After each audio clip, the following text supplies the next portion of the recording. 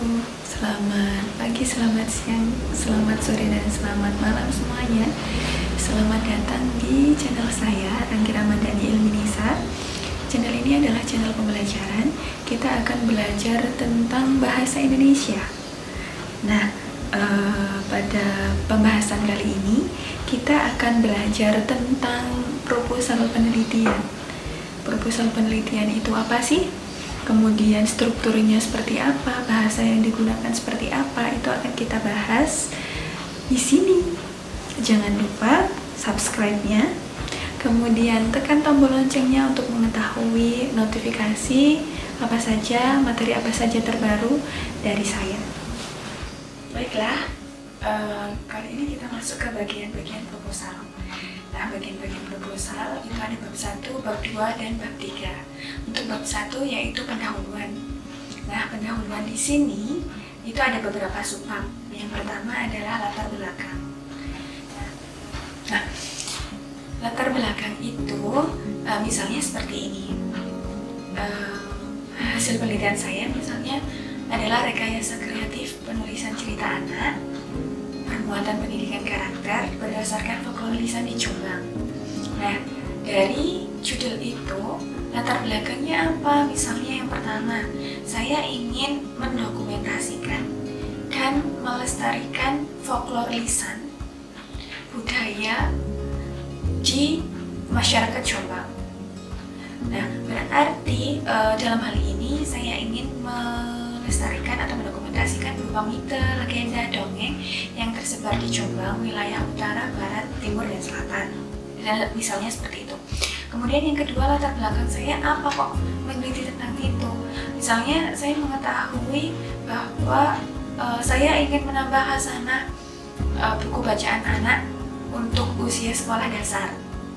Nah, itu untuk alasan ketiga, keempat, dan seterusnya itu bisa disesuaikan dengan penelitian Anda masing-masing. Untuk yang kedua yaitu rumusan masalah. Nah, rumusan masalah ini adalah hal-hal apa saja yang akan Anda bahas nantinya di bab 4, yaitu hasil analisis dan pembahasan. Untuk merumuskan rumusan masalah ini itu bisa menggunakan kata tanya, mengapa, bagaimana, tahu apa, dan apa sajakah. Nah, kenapa kok kata tanyanya kok hanya itu, kok tidak ada kapan, di mana, apa? Kan itu ada banyak jenis kata tanya. Nah, yang perlu digarisbawahi di sini untuk merumuskan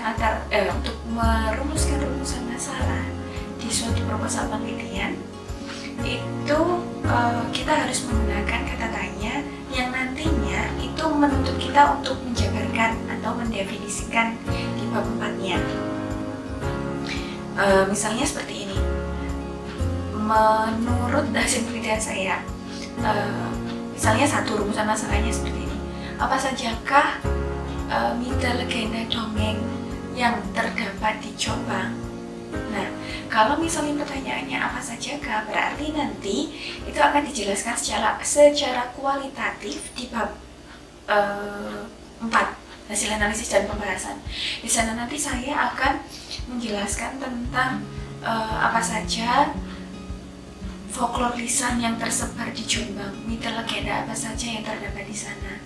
Nah, seperti itu. Kemudian untuk rumusan masalah kedua misalnya, bagaimana merekayasa kreatif cerita anak bermuatan pendidikan karakter berdasarkan folklore lisan di Jombang. Nah, untuk menjawab rumusan masalah kedua ini, saya menggunakan jenis penelitian pengembangan. Nah, itu nanti saya akan mencantumkan langkah-langkah bagaimana saya akan membuat sebuah cerita anak berdasarkan folklore lisan dan yang memuat pendidikan karakter. Lanjut ke subbab yang ketiga yaitu tujuan. Nah, tujuan di sini itu adalah tujuan kita melakukan penelitian itu apa? Nah, tujuan ini tentu merujuk pada rumusan masalah. Kalau misalnya rumusan masalah kita ada 2, berarti tujuannya juga ada 2. Kalau misalnya rumusan masalahnya 3, berarti tujuan kita pun juga ada 3.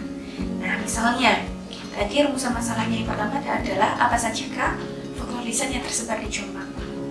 Tujuannya apa? Berarti satu, untuk mendokumentasikan folklore lisan apa saja yang terdapat di Jombang, seperti itu.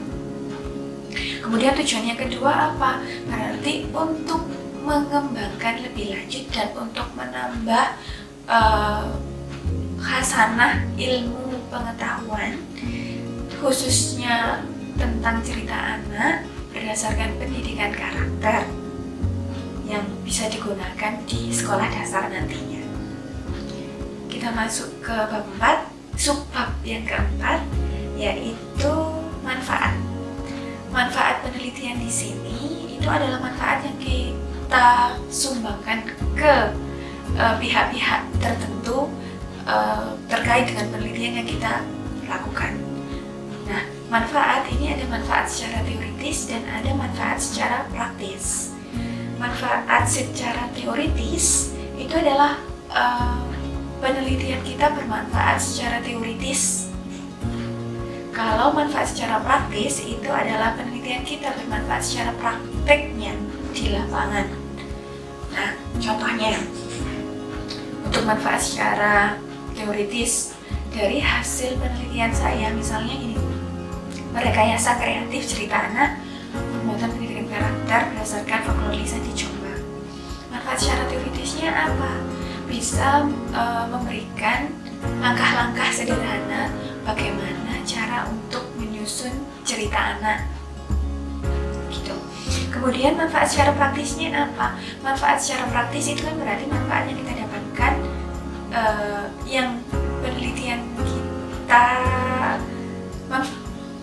manfaat secara praktis itu adalah manfaat yang bisa kita berikan ke pihak-pihak tertentu. Nah, dalam hal ini misalnya satu, dari pihak sekolah, buku cerita anak yang sudah saya hasilkan itu bisa memberikan tambahan koleksi bagi pihak sekolah untuk bahan ajar penanaman pendidikan karakter pada anak. Satu. Yang kedua, bagi guru dan pendidik, berarti buku saya itu bisa digunakan sebagai bahan ajar, misalnya untuk membaca bahasa Indonesia. Berarti anak-anak di sana misalnya bisa diminta untuk mengambil hikmah dari cerita itu apa, amanat yang disampaikan di dalam cerita itu apa. Jadi seperti itu. Untuk yang kelima, itu adalah definisi operasional. Definisi operasional ini apa? Definisi operasional itu adalah definisi yang terkait dengan judul penelitian kita. Misalnya, satu, rekayasa kreatif. Dua, cerita anak. Tiga, pendidikan karakter. Empat, folklore lisan. Nah, untuk definisi operasional ini adalah istilah-istilah terkait dengan judul penelitian kita.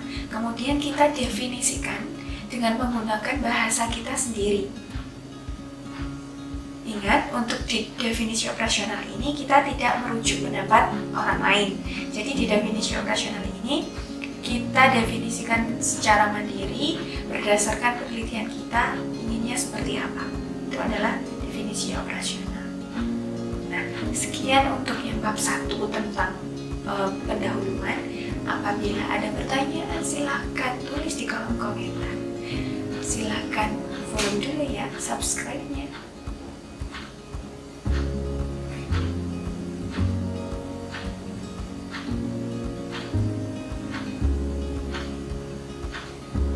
Yuk di subscribe.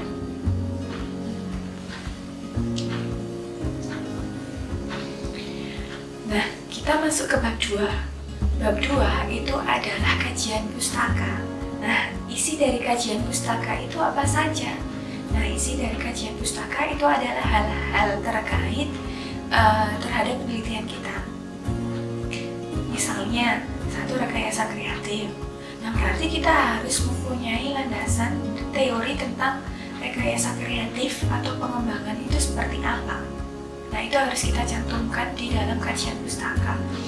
Kemudian yang kedua ada cerita anak. Nah, cerita anak itu yang seperti apa? Cerita anak itu jenisnya yang apa saja? Itu harus kita masukkan dan deskripsikan di bagian kajian pustaka. Kemudian yang ketiga misalnya pendidikan karakter. Nah, nilai-nilai di dalam pendidikan karakter itu apa saja? Ada nilai tanggung jawab, ada mandiri, ada jujur, dan lain sebagainya. Nah, itu kita harus membaca dari berbagai referensi, kemudian kita masukkan, kita rujuk ke dalam kajian pustaka kita. Nah, kemudian apalagi kalau terkait dengan penelitian yang sudah saya lakukan, ada folklorisan. Nah, folklorisan itu apa saja? Ada mite, legenda, dan dongeng. Nah, itu kita sebutkan, mite itu apa, legenda itu apa, dongeng itu apa. Kita jabarkan, kita jelaskan secara